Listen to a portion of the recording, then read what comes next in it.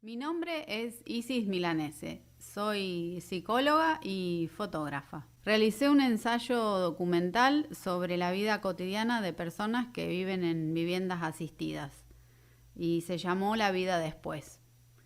Durante los años 2014 y 2016 visité semanalmente 3 casas asistidas que están ubicadas en la localidad de Oliveros, en Santa Fe, y dependen de la colonia psiquiátrica que está allí mismo.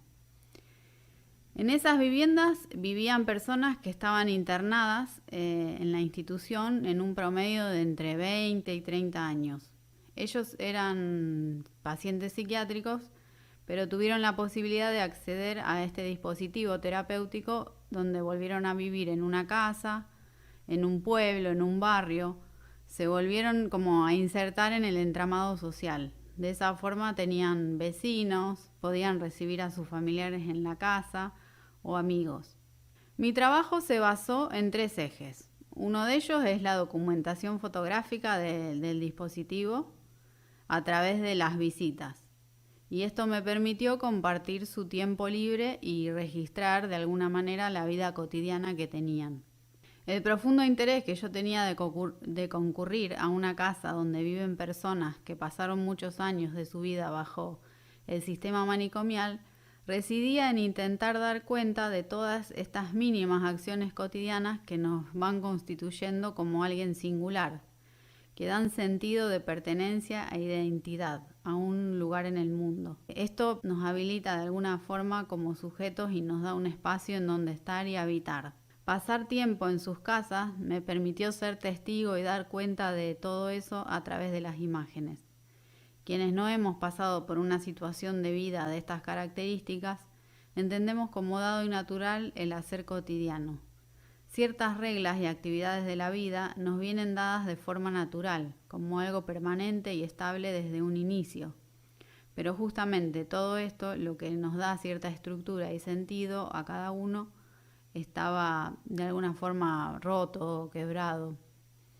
Pertenecer a un barrio, tener una casa, convivir con otros formando un núcleo de pertenencia, tener un lugar donde invitar o recibir a la familia o los amigos, festejar cumpleaños, mirar novelas, hacer asados, tener mascotas, despertar cuando uno lo desea, bañarse, cocinar, hacer las compras, lavar la ropa, leer, tener una cama propia, ropa, plantas, objetos afectivos personales.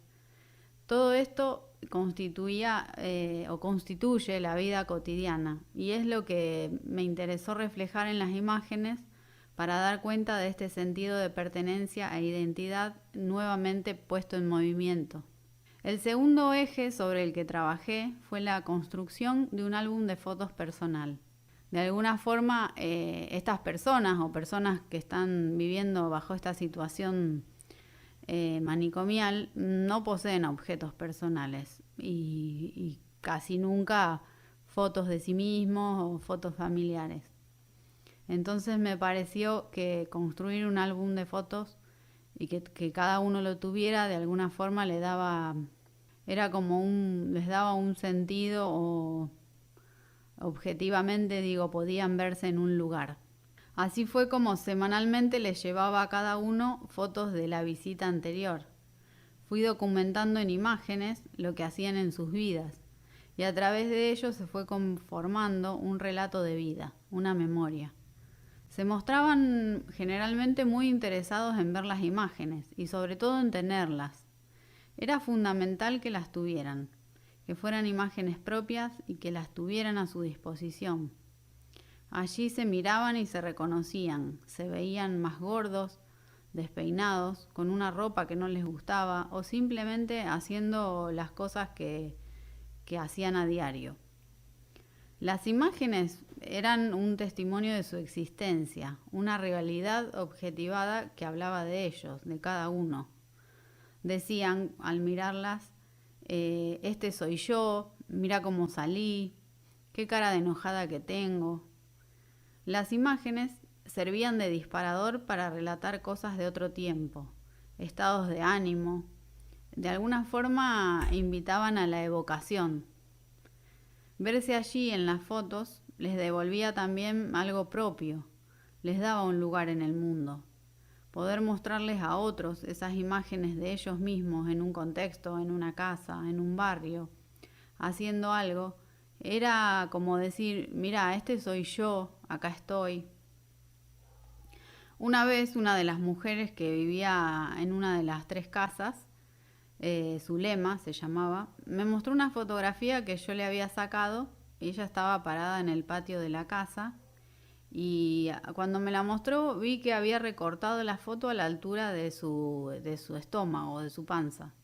Cuando le pregunté por esto me contó que una tarde le dolía mucho la panza y en ese momento se tocó la panza cuando me lo dijo y me dijo, recordé en la foto donde me dolía el cuerpo, como si de alguna forma esa acción que ella realizaba en la imagen misma, de ella misma, de alguna forma eso le iba a aliviar algo en el cuerpo. Otra paciente que vivía con su pareja, muchas veces miraba el álbum y iba relatando en voz alta lo que iba viendo. Y decía, acá salí linda, me había puesto los aritos verdes, en esta foto estoy entrando en mi casa. En otra foto decía, fui al almacén de Susana y salí muy bien en esta foto. De alguna forma, como relato en voz alta era como si fuera una especie de afirmación de ella misma. Una de las fotografías de Zulema fue elegida para difundir este trabajo en las redes sociales y con el motivo de una muestra. Y muchos meses después recibí un mensaje de una mujer que quería contactarse con la psicóloga que coordinaba las viviendas asistidas.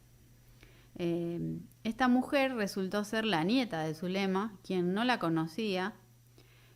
Solo sabía que Zulema había estado internada en la colonia psiquiátrica y por cosas que su madre le había ido contando. Pero de esta manera, al encontrar la imagen de Zulema y reconocerla a través de su mamá, pudieron ponerse en contacto y conocerse. Y de esa forma también Zulema se encontró con su hija y conoció a sus nietos y a sus bisnietos. Bueno, por último, el tercer eje sobre el que trabajé tenía que ver con el adentro y el afuera del hospital. Visitarlos me permitió tomar contacto con la cotidianidad en la que vivían. Generalmente, como yo visitaba una vez por semana las 3 casas, iba alternando, pero generalmente desayunaba en una de ellas, después cerca del mediodía iba a la siguiente y tal vez hacía los mandados o los acompañaba a hacer los mandados y a cocinar y me quedaba a almorzar. Y en la 3 casa iba como pasado la hora del almuerzo. Y a la semana siguiente cambiaba el orden de las casas. Pero en general siempre estaba en las 3 en distintos momentos del día. Bien, de esta forma podía acompañar por ejemplo, al que se encargaba a hacer las compras, a ir por el barrio, entraba a los comercios. De alguna forma veía o estaba con la persona cuando hacía todas estas diligencias. Y también en el momento de elaborar la comida y el mismo hecho de sentarse a comer a la mesa todos juntos, que era como una situación familiar, de un almuerzo familiar, aunque no fueran entre ellos familiares.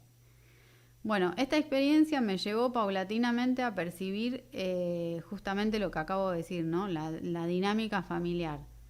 De esa forma también se iban repartiendo algunos de los quehaceres diarios. Había quienes se ocupaban de cocinar, otros de lavar, otros solo ponían y sacaban la mesa, colgaban la ropa después de lavarla. Los pasatiempos que tenían en general eran mirar telenovelas, escuchar la radio, algunos paseaban por el pueblo. Todo esto anterior fue siendo un proceso. Estas personas de alguna forma tuvieron como que volver a encontrar saberes olvidados a raíz de la internación crónica. De alguna forma estar de nuevo en la casa y de alguna forma ser quienes tuvieran que volver a realizar todo esto que nombro, ¿no? De cocinar, comprar, preparar, los fue llevando o les permitía de alguna forma poder encontrar su deseo de qué hacer ahí. Disponer de alguna forma de la libertad para moverse y para elegir en todos los planos posibles, ¿no? Qué comer y cuándo, disponer de sus horas para dormir, elegir cómo y con qué vestirse, si deseaban cortarse el cabello, un montón de cosas que, bueno, que bajo la lógica manicomial de alguna forma no existen. Todo eso no es algo que pueda decidir el sujeto, sino que es como algo estandarizado, ¿no? A tal día, a tal hora se cortan el pelo todos, o a tal día y a tal hora hay que bañarse.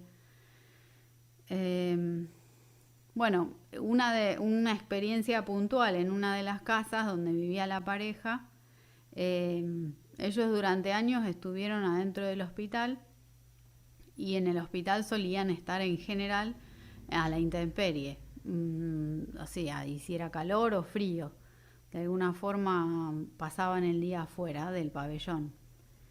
Y para ellos, por ejemplo, era muy habitual, como ya eran una pareja dentro del hospital, tomar la leche a la mañana y compartían un jarro, simplemente, y tenían como, bueno, leche que no estaba ni caliente ni nada. Entonces, cuando los empecé a visitar, algunas veces los encontraba de esta forma al llegar muy temprano. Una vez me ocurrió, era junio, quiero decir, hacía mucho frío, y ellos estaban afuera de alguna forma haciendo lo mismo, tomando la leche afuera, pero teniendo como una casa, una cocina, utensilios de cocina. Entonces también el trabajo fue como empezar a realizar o sí, a llevar adelante hábitos que tenían que ver con habitar una casa. Entonces, cuando yo llegaba les proponía tal vez desayunar adentro, sentados alrededor de la mesa, preparar tostadas, tomar algo caliente, cada uno en una taza. De alguna forma esto era el trabajo, me refería adentro y afuera, bueno, a esto mismo, a que las costumbres que habían adquirido al vivir tantos años en el hospital, empezar a desterrarlas sería, y empezar a retomar las que hubieron tal vez antes de la internación. Bueno, este fue un poco el trabajo. También, por ejemplo, ahora recuerdo con otro paciente que cuando estaba en el hospital, en el pabellón, de alguna forma él era como el que tenía un montón de perros que vivían afuera, y generalmente al terminar de comer le tiraban las sobras a todos los perros. Y bueno, una vez lo hizo estando yo presente, me refiero a que tal vez era algo que hacía habitualmente, nada más que bueno, en ese momento yo estaba ahí. Le dio de comer en el piso del comedor a la perra. Él había pedido tener una perra, adoptar una perrita. Entonces también fue hacer como cierto trabajo de que, bueno, que esa perra era su perra, como que ya no era un grupo de animales que se encontraban afuera del pabellón, sino que era su mascota, que había que pensar en ponerle un nombre, que tenía que llevar un collar, que tenía su cuenco de agua y que comía afuera de la casa, en un lugar diferente a donde comían ellos. Bueno, estos son como dos ejemplos, el de la pareja que desayunaba afuera con el jarrito y el de este hombre con su perrita. Son como dos ejemplos claros de este trabajo de hacer como el adentro y el afuera, ¿no? De esto que mencionaba antes, como empezar a desterrar ciertos hábitos que tenían que ver con la vida bajo la lógica manicomial.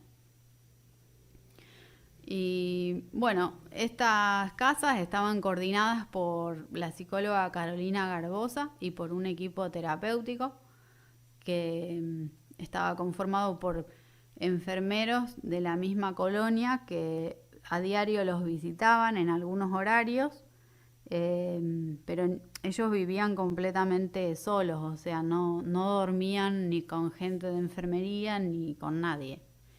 Y después tenían, bueno, un psicólogo, un psiquiatra, a quienes semanalmente visitaban en el SAMCO, y, y 2 veces por semana había como una reunión de convivencia donde también estaba la trabajadora social y la psicóloga que coordinaba para hablar de cuestiones más puntuales que tenían que ver con, bueno, justamente con la convivencia.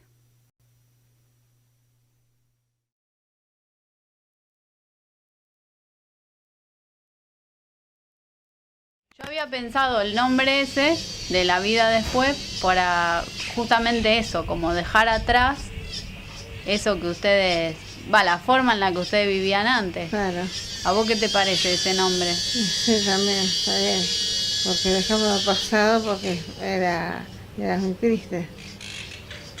¿Y qué, o sea, qué cosas eran esas? ¿O qué es lo que...? Y vivíamos como apretadas. Como apretadas. Ajá.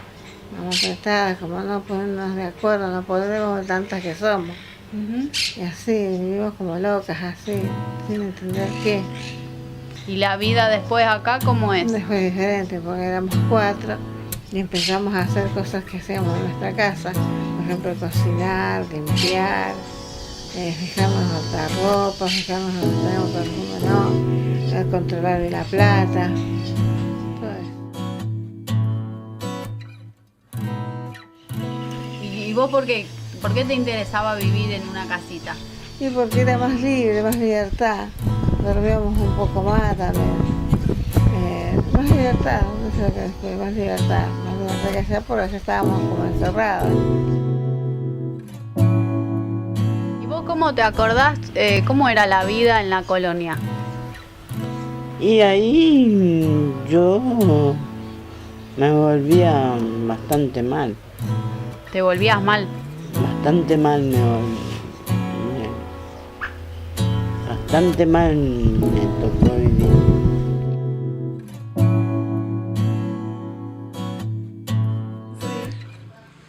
Todos los días. No sé qué decíamos. ¿Y ahí? Y acá yo. ¿Dónde estás? Acá entro para mi casa. Esta es la puerta de tu casa. Sí. Y acá me llego a mi casa y con el botito. Uh-huh. Ay, Goyo, con esa sonrisa que tiene, mira, es divino.